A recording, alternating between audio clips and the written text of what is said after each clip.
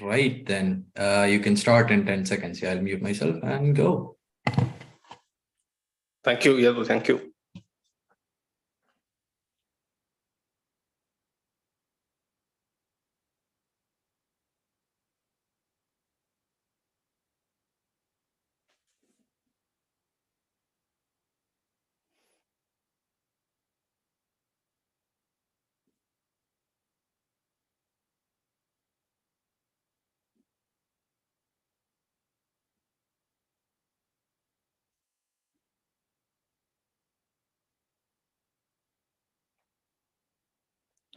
Hola, Madridistas.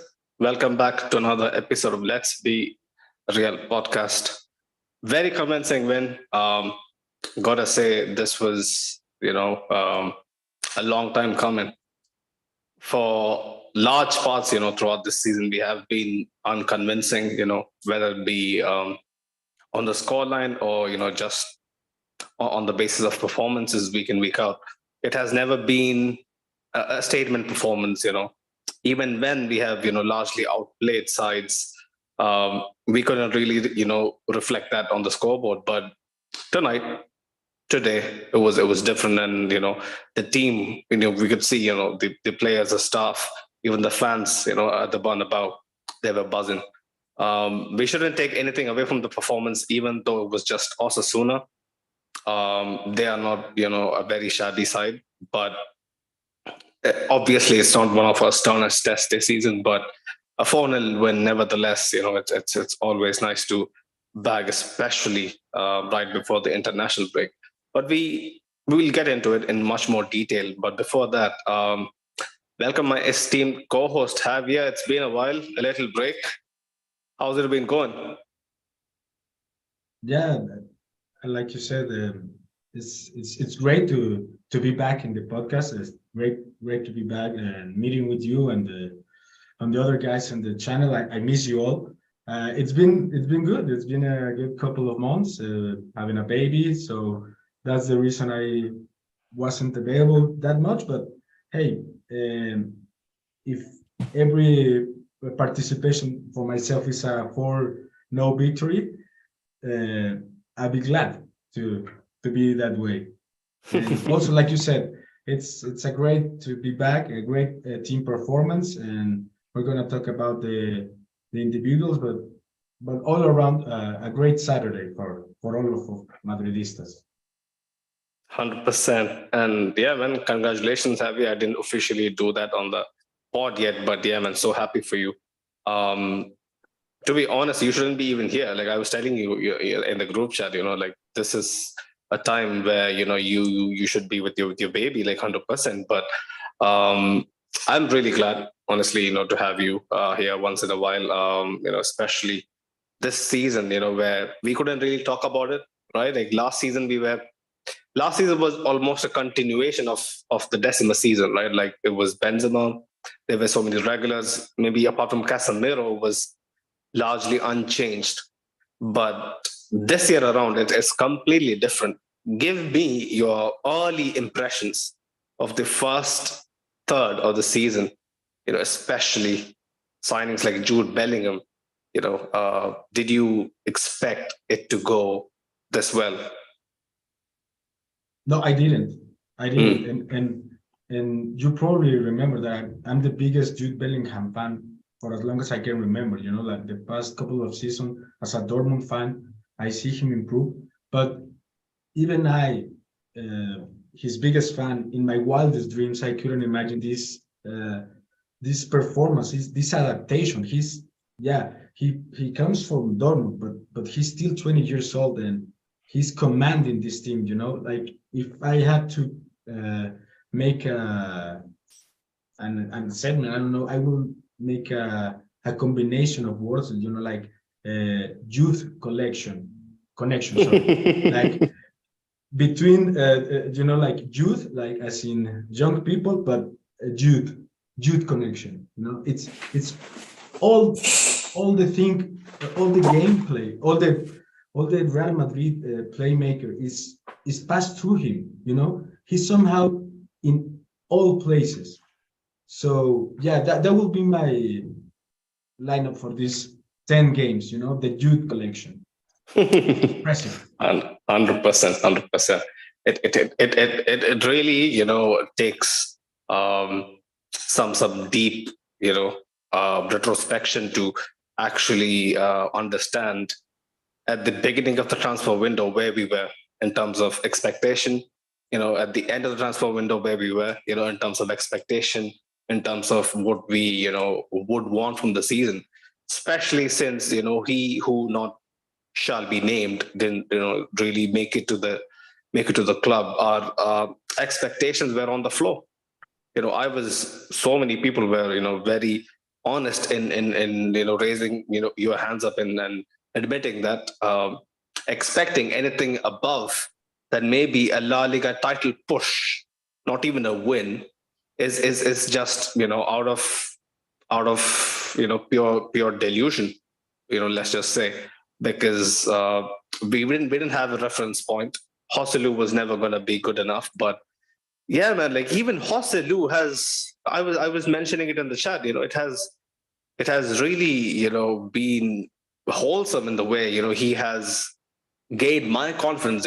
Personally speaking, I wasn't very keen on a backup striker to be our main guy to be relied upon throughout the season. Javier, like I was dreading the worst. I was thinking, what are we going to do? When we come up in the Champions League, it's still a question. It's still a case that we have to watch closely. How the season will develop. But early impressions, especially Napoli, how it panned out, has given me more of a confidence in. Against Napoli, we didn't have Joselu starting, so but against Atleti, it backfired quite a bit. Why we the reason why we were also angry, Joselu giving us proper reference point. Some games it really needed, but yeah, Carlo has gotten, let's be honest, more things right than wrong this season. 11 games, 10 wins, a single defeat. It has been better than expected. I'm not going to lie. Let's start with the game, right? We should leave the Jude bit for a second. Let's talk about Fede Valverde, Javier, right? We have been a huge fan of his performances last season. He couldn't really maintain it after the World Cup. We know, due to so many reasons that weren't exactly in his control. But this game again, he has showcased being part of that midfield combination has really elevated his game to another level this season. Yeah, completely, man.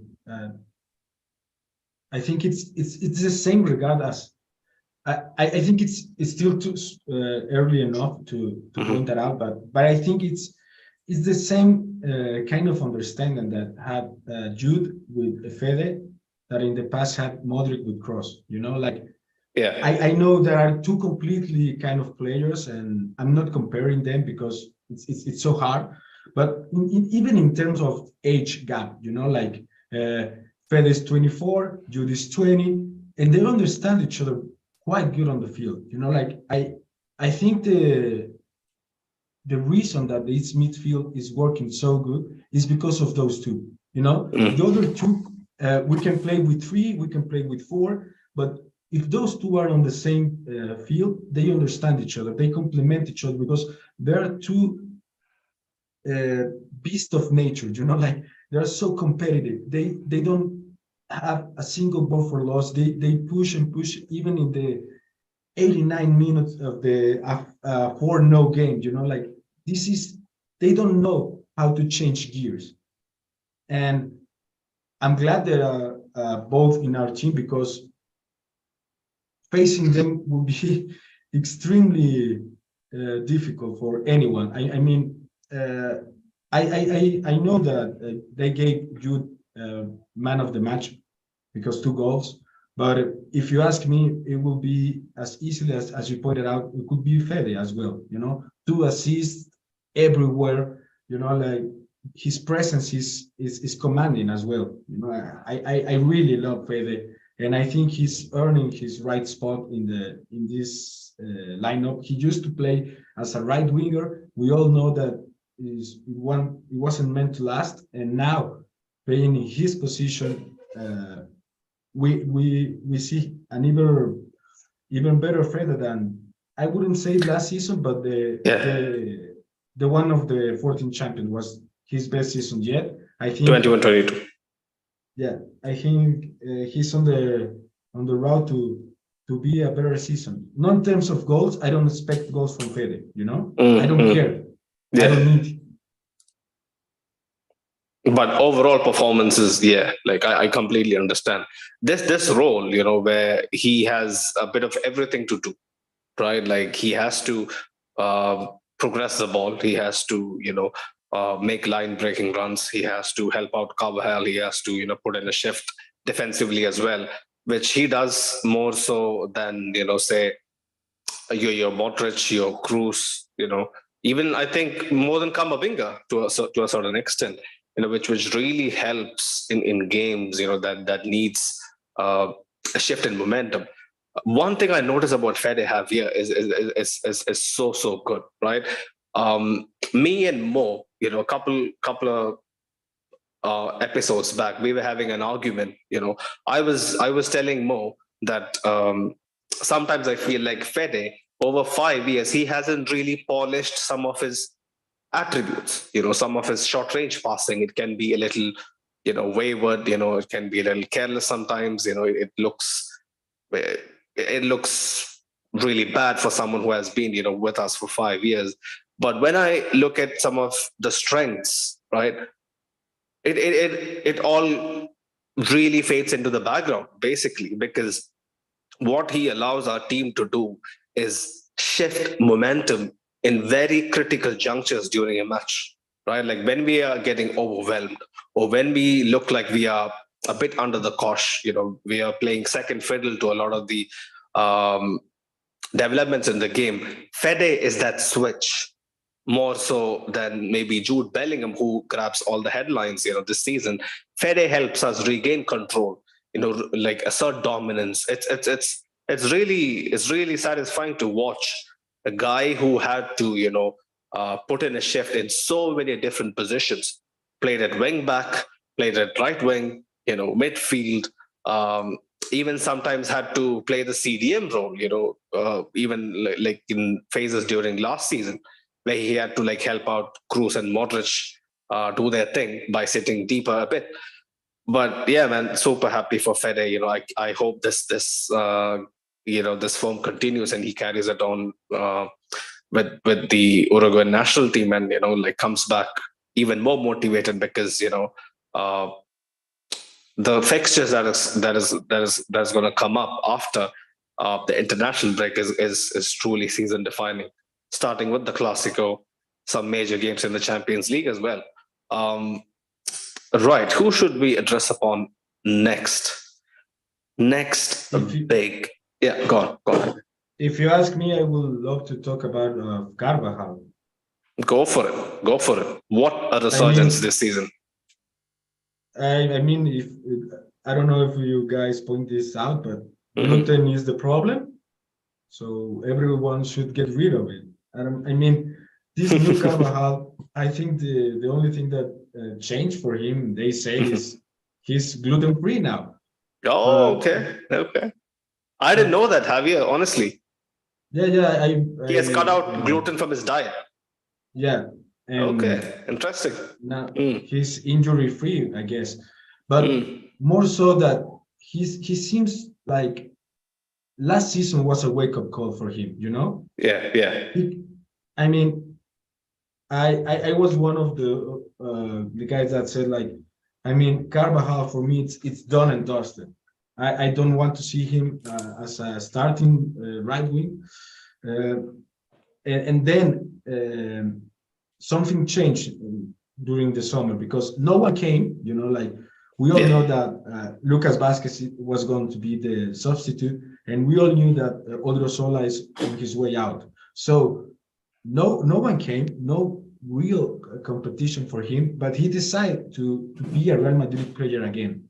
And he's been great for most of the games, like a minor injury. And then he came back today, and in the first minutes, like, even though if he knew that Tchouaméni was struggling, because we're going to talk about him as a center back, but he knew that he was meant to cover a little bit more on the defense side. The first goal was a complete, like prime Carvajal. His positioning, like it's so good when he moves inside Javier. It's just amazing. I never expected him to be that kind of a fullback. When he was in his prime, right? Like when he played for us in the Decima season. I've never seen Carvajal actually, being an inside wing back, right? Like nowadays, I think with age he has matured to be positionally, like you said, very, very intelligent. Yeah, and also like contributing so much, like as another captain, like he's one of the team's captain. I think it's the second or third. I'm not for sure, but he commands on the team. I see him as a captain as well, like, and I think he's enjoying that well. Like talking to Joselu, we all know he's also his brother-in-law, but talking a lot with the youngsters and be supportive. Like not only with his great combinations with Fede, with Luca, he's combining what we expect on the left side. With Fran and Mendy, we're seeing it with Carvajal, and I'm glad. I'm glad this Carvajal, he's still a little more gas on the tank, and I hope it lasts the whole season without injuries. And that being said, I still think next season we need a little competition for him, because it's not gonna last. I don't know how old is he. I mean, he might be 32 or 33. Yeah, he's early 30s. We all know what happened with Marcelo. Like I don't want that to happen with Danny. That's a very good point. Like we have been crying out for, some sort of a competition for Danny for a long time. But yeah, another point that I would like to address upon is the fact that you mentioned what we expect from Mendy and Fran on the left side is what Danny provides us. It again puts it into perspective. The reason why we hold our left side to a better standards is because of Carvajal's immense form this season, especially beginning of this season, where nobody gave him a chance. I didn't give him a chance. You didn't give him a chance. We all wanted him to be benched basically for someone younger to come in, some fresh blood to come in and like give him a run for his money. But I guess I don't know. I guess maybe all that rumors, all those suggestions that his position is under threat has given him some much needed fire in his belly. But yeah, big up the chat, man. Big up Ashik, big up Dennis. I'm gonna read out a few comments. Dennis was saying Hala Madrid, big up Sunaid and Javier. Ashik was saying welcome back, Javier. Right, Ashik was saying Fede with his box-to-box work when like performance provides a much required work off the ball and facilitates others. 100%. He brings so much, especially his three-lung, his three-lung execution is basically, what enables us to, like I said, switch gears in games. Ashi was also saying everyone will talk about Jude's goals, but don't forget his impressive defensive work rate. 100%, we'll get to it. And working tirelessly to win possession back. That has been always a big facet of, Jude's overall game. I've always looked at it and wondered, it really is that kind of Brexit football in a sense, that British, Sunday league-ish, tenacity that Jude possesses. Sometimes it's honestly super, super satisfying to watch him play. Dennis the Great was saying, I like this new type of Fede, 100%. We love him. We love him. I had my doubts about him in midfield. I always did. But, slowly by slowly, game by game, he is really, reassuring me that Fede is a big part of this squadron. Not gonna lie. There is the game was also Go on. I want to mention something because it came to my mind. Do you remember when early in this summer transfer that we hear from every media that if Mbappe comes, it might be significant that we have to make a big sale. Like Fede 80 million, blah blah Fede, blah. Right? Fede was the one that almost single-handedly every newspaper, every media, and also a lot of fans point that out, like, okay, so the only option is Fede. And I was against that for a lot of reasons, but everyone was. I was against it as well. But kind of makes sense, like, okay, now Jude comes, we have Camavinga, we have Tchouaméni. If we have to lose someone, we might as well sacrifice Fede. Like, it wasn't everyone minds. I think for today, Fede is also pointed out, like, I'm here to stay. And he gave also a few comments in the past weeks. Like, he said, I would love to be Real Madrid captain someday. My family loves Real Madrid. I love Real Madrid. So, I mean, this kind of little instance, like the fact that Vini as well comment that there are a few players that are Madridistas for war, like you have your Danis, your Nachos, your Lucas Vázquez, even Joselu, but also you have Madridistas from the aura, for the ambience, and one of them is Fede. Fede is Madridista to his core, and 100%. that makes him sacrifice, and that makes him one of the greatest players on the pitch, because he's willing to do everything to be in the starting position as a Real Madrid player, and that's why one of the reasons that I wouldn't sacrifice Fede for no one at this point in his career, or at this point in anyone's career. 100%. I'm not gonna lie. I have to agree with everything. Sometimes it also puts into perspective why guys like Kroos and Modric has been on the fringes this season. It's been performances like Fede's, like Tchouaméni's, like Camavinga's. Jude is a starter even before the team sheet is made. This season it's mad. I didn't honestly expect that to happen, but yeah, it's happening, and I guess it's in a way it's abrupt.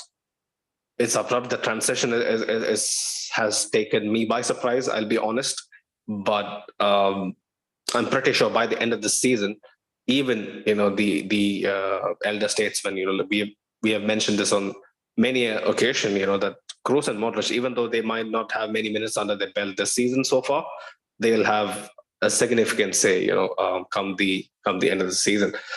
Dennis again was saying, can't lie, big up to Carvajal. I wanted Carvajal out last season. Can't lie. See, so many people, really doubted his credentials, after his struggle with injury, every winger skinning him left, right, and center. But yeah, this season especially, that run that he made, basically sets up the first goal. And let's talk about the finish from Jude Bellingham.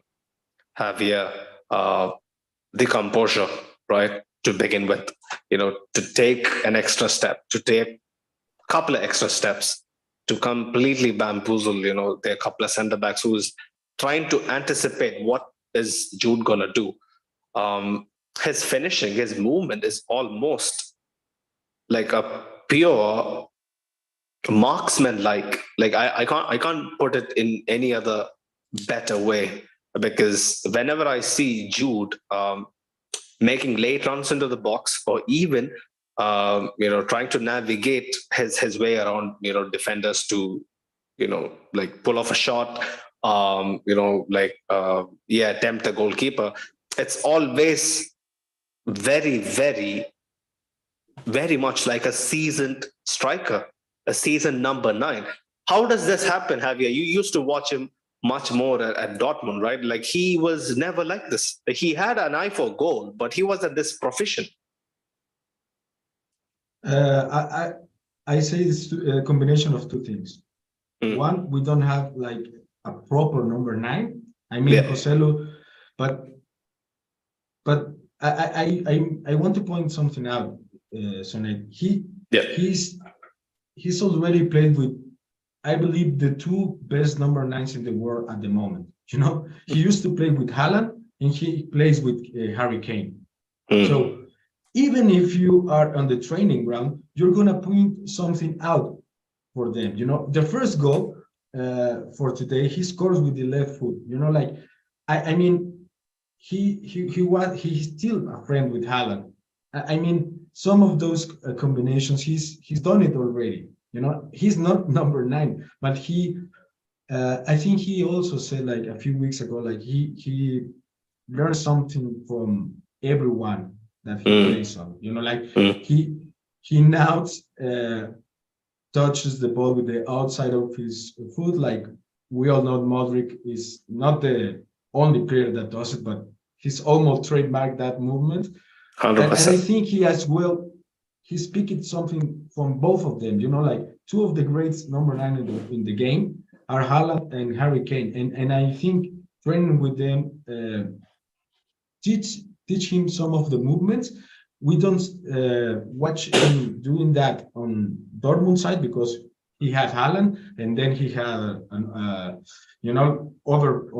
another number 9. But in England, he still have Harry Kane, so he doesn't need to do that, but he knows how to do that. You know, like I think it was Ashik was said in the comments. He knows how to defend. Yeah, he knows how to defend because he has to do it at Dortmund. He has to do it at England, and he's not gonna not do it now. You know, like he's 100%, not gonna do it more that often. But he's now I mean, if you have Tchouaméni on your back and also, you know, like Rudiger, you don't need to cover that one. But when you do it perfectly because this guy has to know everything right. You know, like he doesn't make a false movement. He doesn't make a run without a purpose. He's playing with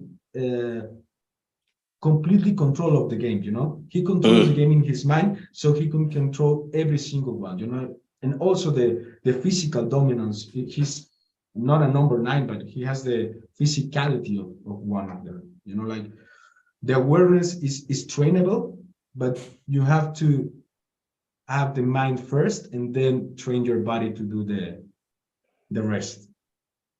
100%. I mean, like it really, you know, it really puts it into perspective, you know, when you remind me, you know, like that he actually said that he learns traits or, you know, like many different things from every single person he, you know, plays with. It really also makes us understand how humble he is, right? I still very keenly remember during the summer of last season, you know, the summer where Tchouaméni came in, where the links of Bellingham was you know, floating around. Many people, you know, amongst our very friends, you know, in this very podcast, you know, they used to say, you know, he is English, right? He is gonna be arrogant, right? He's going to be that guy with the big head, you know. He's not gonna be fit for us, right? Like he's not gonna be a personality that we would like, you know, to have among your Kamavingas, Tchouaménis. And I used to wonder, oh, you know what?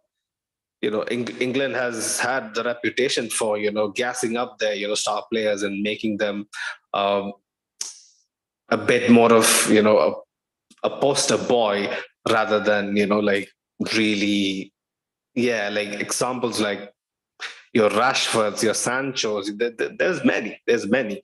So I was really, you know, in 2 minds. But the way he has handled his, you know, his tenure with us so far in just under 2 months, yeah, Javier, it's mad. Let's talk about his second goal as well, since we are on him. The 1-2 with Fede. I mean, it's pretty schoolboy like, right? It's very ordinary stuff.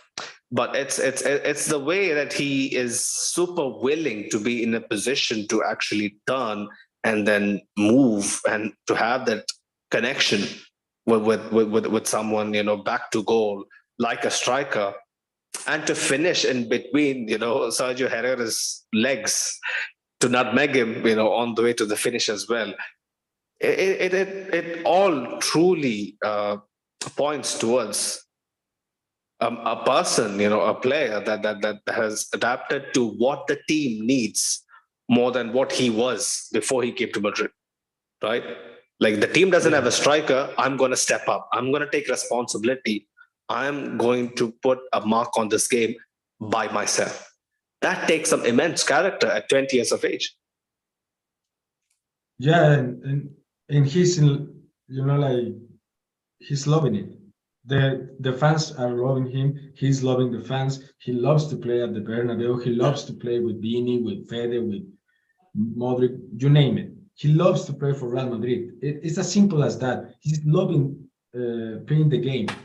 I'm not saying that he's gonna last forever. I'm not saying that he's not gonna have his bump, but I think Vini said in a recent year, like, he was born to play for Real Madrid, and Jude feels that.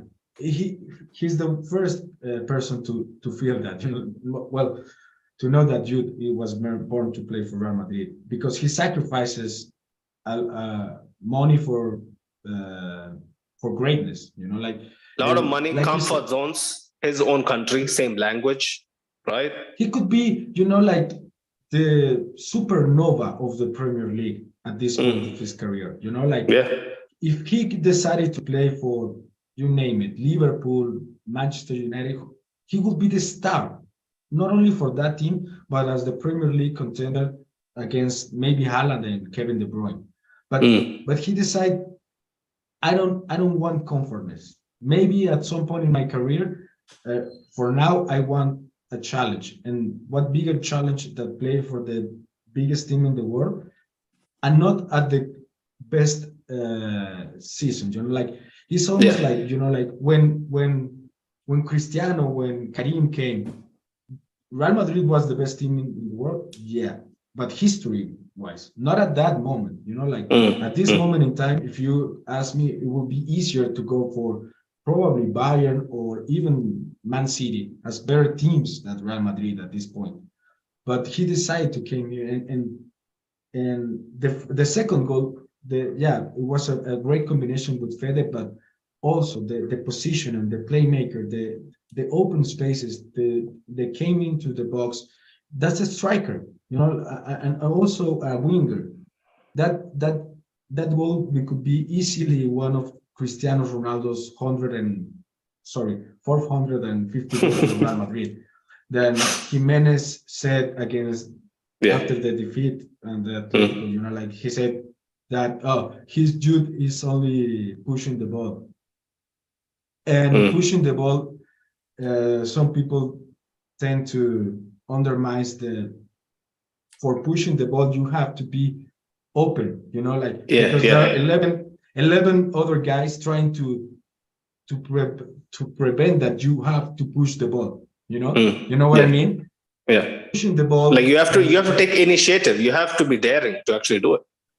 But it also, for me, it's when someone calls someone a bull pusher, it's even dumber for me, because if he only pushes the ball, you are the one in the wrong, as a defender, as a goalkeeper, as a other team. If the fans said it, it's one thing. But if another player said, "Oh, he's pushing the ball," because you are so bad at your job that he's wide open. So this is not the case. It was a case of he tends to make those runs every single game. We all saw that out of his 10 goals, I mean, 3 or 4 are like this, like he create the whole play and he ends it. 100%. I've got an important question to ask, Fabia. I would like you to keep this short because we have a lot of other, players that we have to get to. Jude has been stealing all our airtime for large parts this season. But in one word, right? has Jude overtaken Vinícius as the talisman, as the number one guy in our team at this moment? Short answer, no. Okay, fair. Okay, No. nice. Still ways to go, yeah, before that happens. I mean,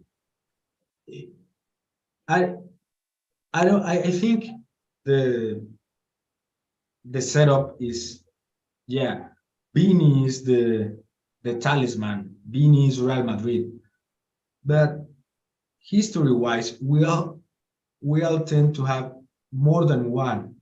You know, like when we have Multiple Cristiano, talisman. yeah, we also have Ramos, you know, and we also have later on we have Modric and we have Benzema, and partnerships like that. We have Ike, Raúl. There is not a single time, I think, in through our Real Madrid history that we have like, oh, there's only one player. I mean, Vini for me still is and will be, even if it came Haaland or Mbappe or you name it, it will be Vini's team. But I think for these first months, Jude hype and Jude has make this conversation okay. For the long run, it's gonna be Jude or Vini.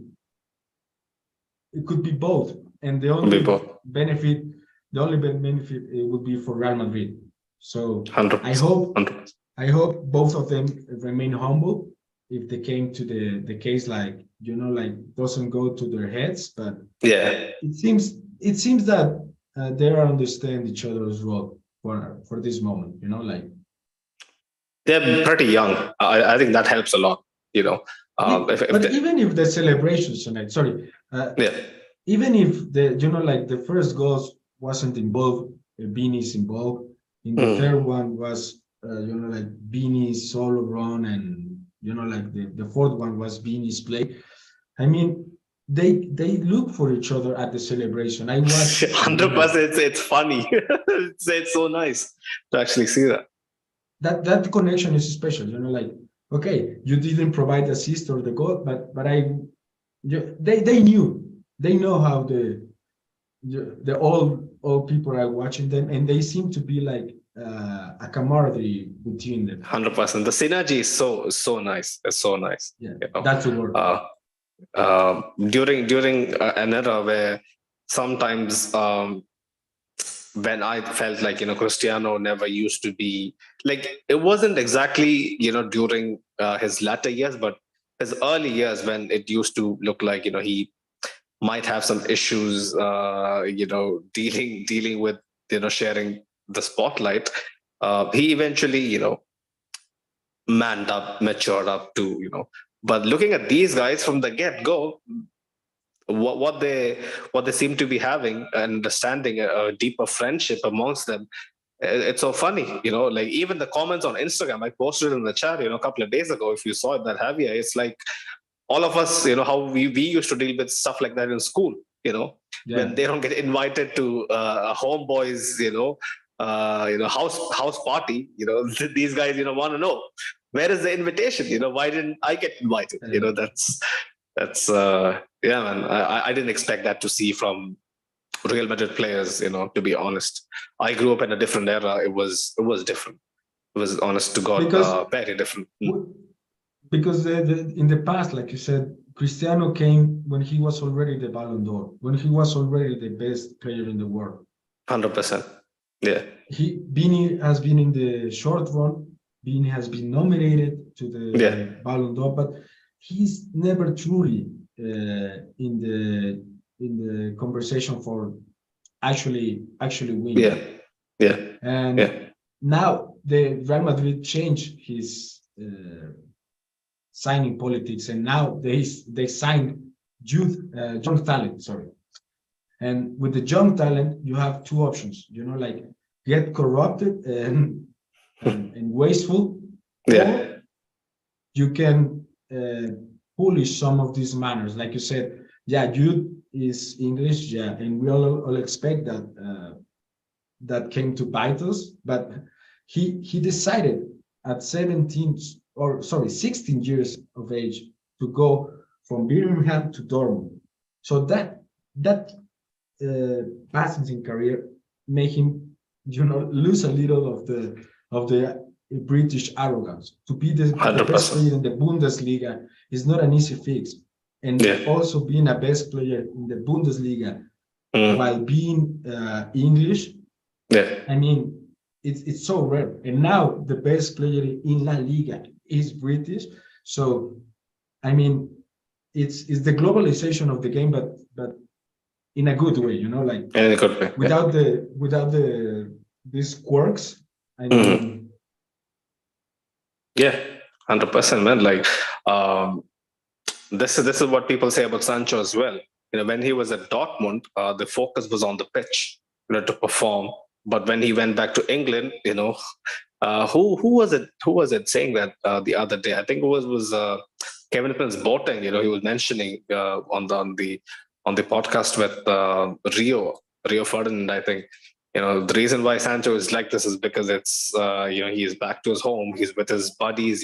They get to his head. They divert his attention to stuff that doesn't matter. Blah blah blah. But Jude, it's not easy to go to another country, to earn their trust, to be captain. Man, this guy's special. It's special. Ashik was earlier saying, yep, I said he's English. I own up to it. And yes, because that's what English players always brought to the table. Yeah, this guy is an anomaly, 100%. Jude is different, man. Jude is different. I hope I was right. In my prediction, because the jury is still out. It's only 2 months into the season. We need to see, a lot more from Jude, and it's only the start. That's what the scary part, for the rest of Europe is. Ashi was also saying, let's talk about Kepa and a clean sheet. Yeah. Do we want to touch upon Kepa? I haven't heard your thoughts about Kepa, Javier. Like in briefly. Right? Does he make you confident? Does he give you heart attacks during games, even on a routine 4-0 when it wasn't routine exactly, but it was expected that we thrash Osasuna? There was a moment, where the ball is crossed in and it's between Budimir, I think it was Rudiger and Kepa really doesn't know what to do. He's dancing. Yeah. He's ballet dancing. So this gives me anxiety, Javier. I need to hear your thoughts, man. I think it's exactly like you. I think it's a fix. We need a goalkeeper. Temporary fix. He is one of the few goalkeepers available, but it makes me confident. No, the crosses, for the life of God, I couldn't remember a goalkeeper that gave me a heart attack every single cross, like every single one of those, because like you said, I hope we face Man City again, but having they having Haaland and us having Kepa, it's a nightmare in the get-goes, like my only reason that I doubt Kepa even more, that I expect them to bring the hair. I wish they bring the hair. I still think the hair is a better goalkeeper than Kepa, but Kepa make a lot more sense. Kepa is a little younger. He can play the second role whenever is Courtois, and there's also a loan. Yeah, I mean, it makes sense, but I wish they train a little bit more the process. Like, what else can I say? It's only one thing that, and also I don't know why he's making so much time. Time spending. He's already have 2 yellow cards for making time. I don't like that. That's make you seem like a low league team. Against Napoli, against, I think was Girona. Yeah. Against Napoli, I get it because the game was a little. To be fair, Thibaut also does it, but we don't notice it, right? Like we don't say it much. Because Thibaut, because Thibaut is Thibaut.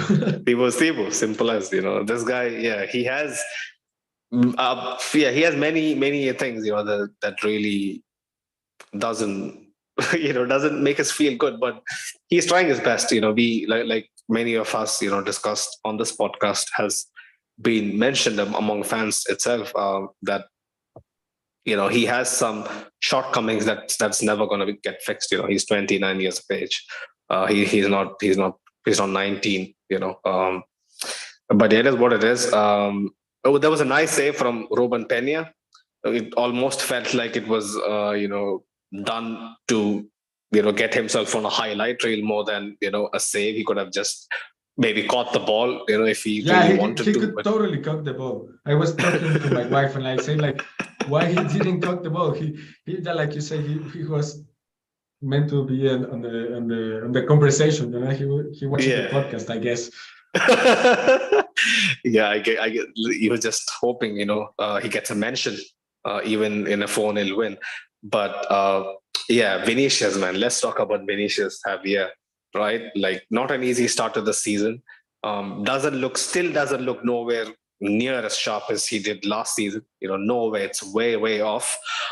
Even this performance, it was really good. The goal, the way he took it, the confidence to round the keeper. A very fucking arrogant Sergio Herrera. I don't know what he was showing off about saving a pen to our Grada fans. Like, I don't know what he intended to. Then he apologized as well later. So I don't understand the psychology, what he meant by that. Maybe by 5, is it 5 pens being saved against us or something? I'm not sure. I don't know. Because he saved 2 in a season against Benzema in a game, I think last season or the year before. Maybe it's 5 pens being saved. I have no idea. I have no clue. But I don't know. It might be that he prevented 5-0 today. I don't know. Oh yeah, maybe. Yeah, that also kind of makes sense. But yeah, Vinícius has been way off his prime optimal form. But Fede's pass inch perfect, perfect weight to get him on his stride. He gets the knock on, rounds the keeper, finishes it. Brilliant finish. Even the assist, for Joselu to hold it up like a proper old school number 9, to wait for the run, from outside the box to lay it off perfectly. Overall, very good performance, but there is so much more that we need from Vinícius, right, Javier? Yeah, I don't know if we need more, but we expect more because we are seeing more. You know what I mean? Yeah. I'm happy with when our team wins 4-0 and we have to pick it a little bit of like nitpicking the individualities, because I like you said earlier, for me it was Jude player of the match, but then then Fede, also Vini, also Dani. Like we don't need a 10 performance from every single player every single game. We need a Real Madrid 10 performance, and I watch it today. And Vini's today was probably an 8 because he was long gone in the first half. But in the second one, he's like, okay, I'm not trying to do everything because I don't need to do everything. I will try to do my best, and his best was a goal and assist, and that's perfect for the game. Like solid. Even if he came to that every single game, and I will be happy. He's not there yet because probably he's still rusty from the injury. And also trying to find his role. Like in the formation. What is his role? This team is all around Jude. Like it seems to be, like you said, the first name on the sheet is Jude, and every single one of them needs to find their place. And those that tend to be a little bit off, I think it's Rodrigo and Vini. Do you think that affects his confidence? I know Rodrigo's confidence has been rock bottom for the season. Like it has been very poor. His overall involvement in matches, but it's not that like Rodrigo doesn't create chances. Like the stats suggest, it shows that like he is one of the leading performers in terms of putting up numbers, driving the ball into the box. He's always giving it a shot. But do you think? My main question was: do you think that Vinícius, his overall confidence gets affected by someone like Jude taking center stage? No, I think it would only motivate him. This partnership that became, like this little duel between them, who gets more man of the match. But as long as he's in the better for Real Madrid, not in the detriment of the team, I don't mind. Because Vini is like Cristiano, and I said it a few times on the podcast. Vini is like Cristiano. Vini will be mad if he's not player of the match, but it's not the same as being arrogant. Trying to be the best on the pitch is not the same as you're not happy when your team win and you don't be the man of the match. It's not the same. That's the only reason that people that love to hate Cristiano and love to hate Vini point that out. That these guys, they are not happy when they are not the best. No, they are not happy we're not the best, but not in detriment of the team, because they love to be the best. And with that mindset, I think Vini's gonna be well, and I don't mind Jude either, because like you said, he's already there. He's 3 years younger, but he's already there. He's like, I'm not competing with Vini. There's no reason to compete with Vini. Yeah. Maybe in the locker room, like, oh, I scored 2, you only score 1, but more than that, I don't see that happening on the Jude side. On the Vini side, it could well happen, but in the locker room will be the other way around. We all watch Cristiano being mad on the field because he didn't score a chance or whatever, but in the locker room, everyone said like, "Oh, Cristiano is the coolest. Cristiano is the most supporter of the 100%. team. Cristiano 100%. Trains." I think I don't want to watch Vini as the next Cristiano, because I don't think the next Cristiano is a thing. But it's never a thing. In terms of mentality, I think Cristiano and Vini are two of the same breed. 100%. 100%.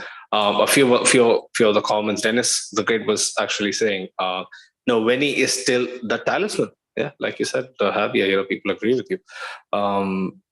Ashik was saying, having Kepa and an empty net is almost the same thing. That's funny. Right. Ashik was also saying 5 straight pens saved against Real Madrid. I think that's what, Sergio Herrera intended by his gesture. But that's a concern, Sonny. Yeah, we don't have a penalty kicker. 100%. It's not that Joselu misses today. It's the fact that we don't have a penalty kicker. Yeah. As simple as that. It can decide games, right, Javier? Yeah. Especially like is it Joselu? It's gonna be Modric, it's gonna be Rodrigo, why? See, Javier, this is my question. Yeah, like when Joselu got the pen, was Modric taken off? I'm not sure. Was he taken off? He was taken off, right? Yeah. But even when Modric is on the pitch, like I've no idea why he doesn't get preference, because he has been the national team's penalty taker for God knows how long, right? Like he is pretty good whenever I've seen him, taking pens. Yeah, I mean, he's been quite good. I think he's the designated one, but if you watch the minutes played by him this 100%. Season, it does invite you to be the first option. The first option should be someone that is almost all the time on the pitch. Like Rodrigo is lacking. Yeah. Even Jude. If you said to me like, okay, it's gonna be Jude, the number 1 option. Okay, I'm good. I'm glad with it. It's gonna be Vini. It's gonna be Rodrigo. You name it. I don't care. And then train it. Yeah, there has to be a fixed solution to this, man. Like I don't know, Vini and Rodrigo, I don't think has anywhere near the level of expertise, in terms of pens that we require, man. I'm going to put this out to you since we are on this topic. Champions League semi-final, right? last kick of the game, level on the scoreboard, you get awarded a pen. Who are you going to put your money on to take us through to the final? I mean, probably Jude, because Jude, yeah. he's the most. You said earlier in the podcast, he doesn't get overwhelmed by any instance. We all saw what happened with Rodrigo at the World Cup. He was getting overwhelmed. Vini could be also as well, especially against someone like Man City when he faced Ederson, his national team. They train penalties together. This kind of a little nuances changed the whole dynamic. If it wasn't Jude, probably I would still go with Modric as my option. We used to have the best penalty kickers in the game, like Benzema, Ramos, Cristiano was the best at the moment. We don't need the best at the moment because in La Liga we're getting called of so few penalty kicks. But whenever is in doubt, we need someone to be calm at that moment and score the goals. Joselu's today was awful enough not to give another chance. His overall game, you mean, yeah? No, the penalty.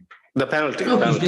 His game. I mean, if you like to, we can talk about Joselu because, I mean, we should move on to Joselu. Yeah. We already have the Pichichi and the second, the runner-up in La Liga at this moment. Jude is number one, and then is Joselu, tied with Lewandowski and Kubo, and I think it's Morata. But we didn't expect that for from Joselu. Joselu is being not performing himself. Joselu is being great at this Real Madrid team. I mean, he loves to play for Real Madrid, and he's a proper number 9. And he's been good as a number 9. I mean, I think he's 5 or 4 goals. I don't recall it. Five consecutive games he has scored. But yeah, I think it's 5 or 6 goals. He's on his way to be 20 plus game a season. For a substitute player, it's more than we can ask for. Because it wasn't meant to be a starting man. He was never, even without Benzema. I think the Carletos way is gonna be like Diamond 4 in the midfield and Vini and Rodrigo. But he's earned his place in this 11. And I think if we face Barca tomorrow, it's gonna be him ahead of Rodrigo, I would say. 100%. Whenever Joselu has started, sometimes what I expect from a Real Madrid level striker, his overall involvement in the game might not be that good. I'm not a huge fan, but we should understand what type of a striker Joselu is, and for what he is, he adds his own level of a threat, to our overall game. His goal was his finish was so good. I always wanted that sort of a super convincing finish. From a striker. That gives me assurance. Even before he connects with the ball, it's in the back of the net. That kind of a finish, right? I was super happy with Joselu, man, 100%. Like I said earlier in the pod, I never expected him to, hit the heights. It's small heights. There's still a long way to go. But I didn't expect him to even hit this level, coming into the season. So I'm super happy, not gonna lie. A few comments. Ashik was saying 10 goals in their first 10 Real Madrid games. Jude Bellingham and some dude, a journeyman named Cristiano Ronaldo. Maybe some of you have heard of him. Jamin Pereyo. I hope I pronounce it right. Big up Jamin. He was saying Vinny is not Cristiano. He's just Vinny. He has his own style. Yeah, 100%. I would prefer that to be the case as well. he can look up to him, but yeah, he should. Even if he tries, he can't emulate it. So I'm pretty sure he's mature enough to know. I think that pretty much we talked about the fourth goal as well. A few honorary mentions, right? Quick opinion on Rudiger, Javier, this season. Without Militao, this man has been stepping up big time. Yeah, I think it was the last weekend podcast that I was you, Doris, and Farouk, and you all name it. You're like, oh, this Rudiger is exceptional, and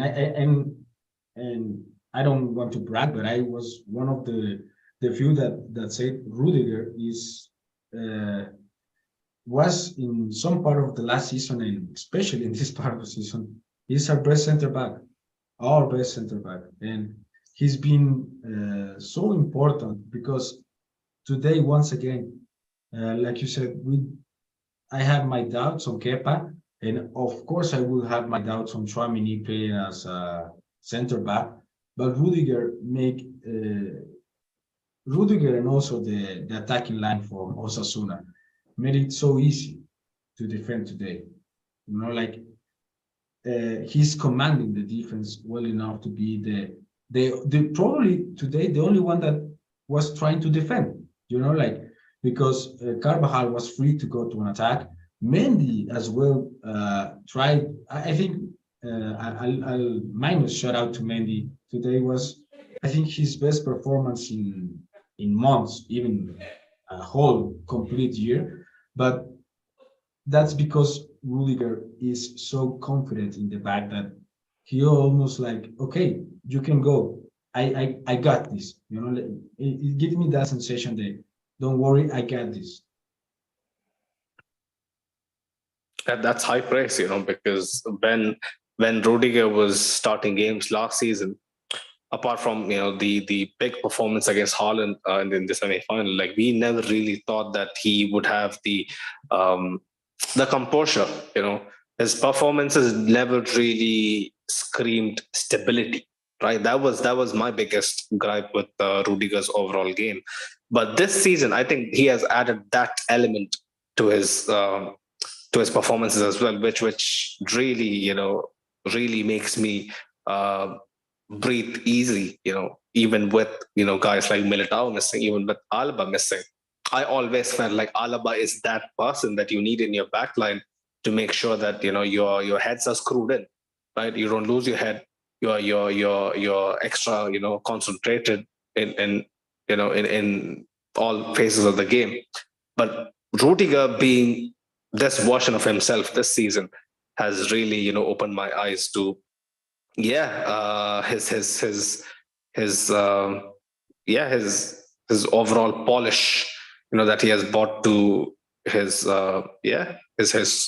traits this season, man. Like I'm super happy with his performances. I couldn't ask for a better center back at this point. I'm not gonna lie. Again, caveat is, against Atleti, he had a very poor showing. For so many of the goals, he was out of position, and rightly criticized as well. But he has, I think, well and truly bounced back from that. The team as a whole, especially the defense, has kind of found their feet again. But quick thoughts on Tchouaméni at centre back. Positionally looked off a few times because even like a Casemiro, like he hasn't really played at centre back ever, right? So it's expected. But he had a couple of neat challenges, especially the one on Ruben Garcia. It was nice. He didn't really have much to do, but when, like you said, when Carvajal is actually given the freedom, that means that Tchouaméni is basically, doing okay, doing a very decent job. Then when we hear that it's not gonna be Alaba available for today's game, and apparently no one, because no one in the Fabrica, no one in the young levels at Real Madrid probably had the level, because if not today, when for some of the young guys. And for today's game, Tchouaméni only needed to don't make an error. You know, you don't need to be the best. You don't need to be in the front sheet for tomorrow's newspaper. You only have one job. Don't make mistakes. And he didn't make a single one. So it's even more than Camavinga last season on the left back. Tchouaméni as a center back is no way near an option. You know, like it was the only option for today. But if tomorrow was against Barca, I would probably expect someone from Castilla, because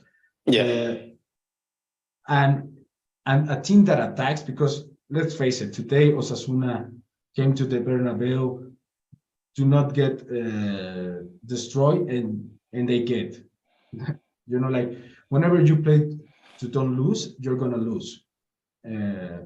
But a team that attacks, a team with wingers and center forwards and so on, the awareness of CDM is not the same of a center back. Those two positions are not interchangeable. You know, like Camavinga makes up for the left back because a left back can make an error. You know, like somehow the goalkeeper on the or the center backs are going to cover him. But whenever a center back makes a mistake, it's almost a goal. It's another world. The stakes are much different. It's much more higher at center back. 100%. I agree with you. Carlo was actually mentioning on the post match. You know, Carlo was in such a good mood. You know, by the course that I read.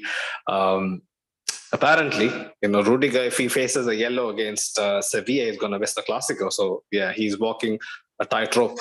You know, especially the yellow card that he got, Rudiger, that he got today, was unnecessary. You know, the way he leans his elbow into the Osasuna player, like it was like he knew what he was doing. You know, he wanted to leave a mark. But yeah, man, take it a bit easy, bro. We are cruising against Osasuna at home. You needn't be that man. But yeah, Carlo apparently said, we have a lot of centre backs, and he also said, I'm saying that because Tchouaméni doesn't really like playing there, but it's peak, man. Our centre back situation, it's not looking good, especially I'm hearing that Lewandowski is not going to make it. Like, I'm not sure. He might magically just walk onto the pitch come the Clásico. But yeah, that really needs the international break and be able to compete against us. I think that's the case. 100%. Let me just text my guy Yatu Pro ending in 5. Right. Okay. So yeah, any final thoughts, Javier? International break coming up. First third of the season. Yeah, go for it. I will put Jude in a paper wrap and also Fede, but that being said, I know that it's impossible. I hope no one gets injured. That's my only wish. And in terms of the game, I just love to point that out, that the cherry on the cake will be, I was thinking, I only wish a goal from Brahim or Lucas Vázquez or even Dani Ceballos, a substitute make an impact. Because like you said, Carleto was so internationally aware of not being a manager that makes a lot of substitutions, and today he has his favorites. And today he made the five substitutions. So because it was a 4-0 win, Javier. Yeah, true. But even that, all of them make sense in the moment. I can only wish a little bit more minutes from Brahim. I think that Brahim deserve it. 100%. I don't think it's we're that far away from Brahim being substitute prior to Rodrigo. If Yeah, the Rodrigo. current tendency is there, is I'm not wishing that. I'm wearing a Rodrigo shirt at this moment. But actually, Javier, add Arda Güler to the mix from post international break. Hopefully. I don't want to jinx him.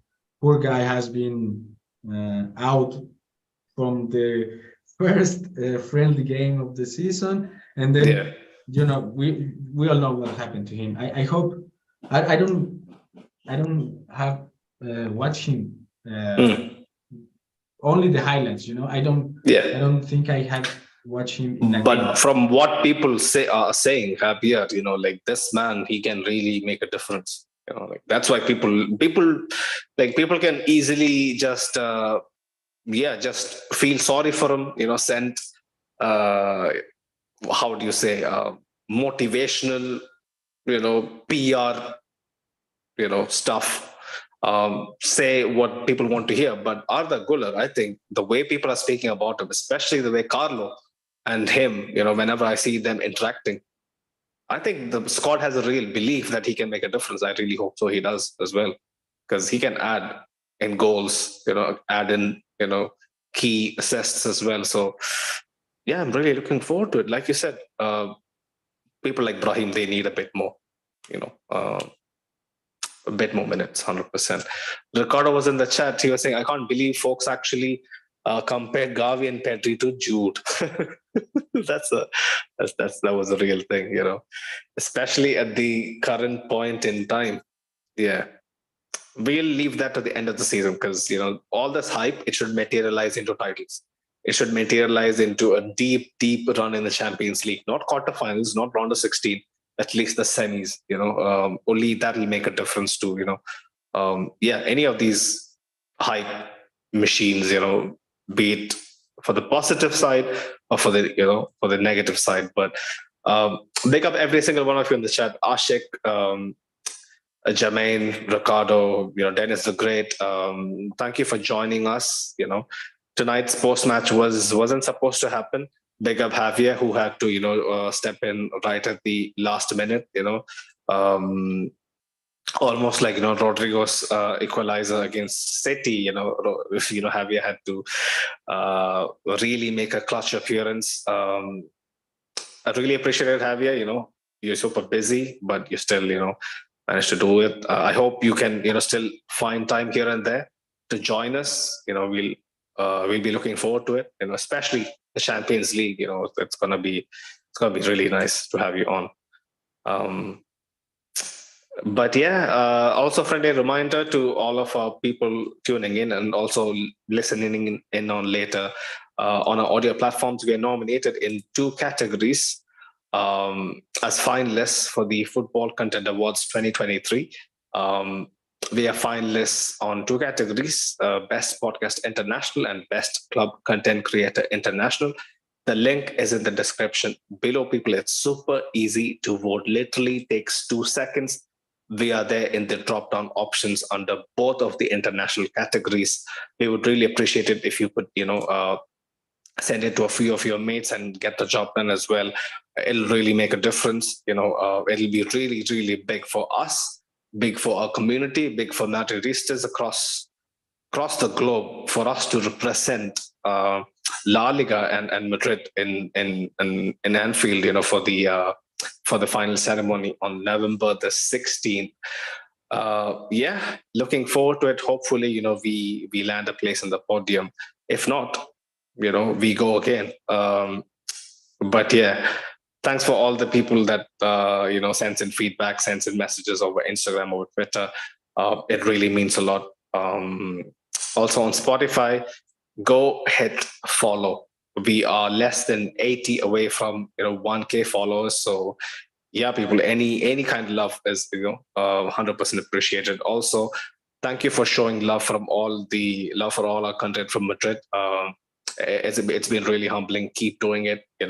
Keep showing it love. Especially, don't forget to smash the like. The likes really help the algorithm and really helps the whole cause, people. So I think we're gonna take a week break probably and be right back, next midweek for something interesting, a nice conversation, a nice discussion. Look forward to talking to our boys again, but we're gonna have a little break. It's been hectic these last couple of weeks. Look forward to it on our socials, on our Insta stories, on our YouTube channel as well. Turn on the notification bell on so that you guys get notified right away. But yeah, people, much love until next time. Ala Madrid. Alvaro.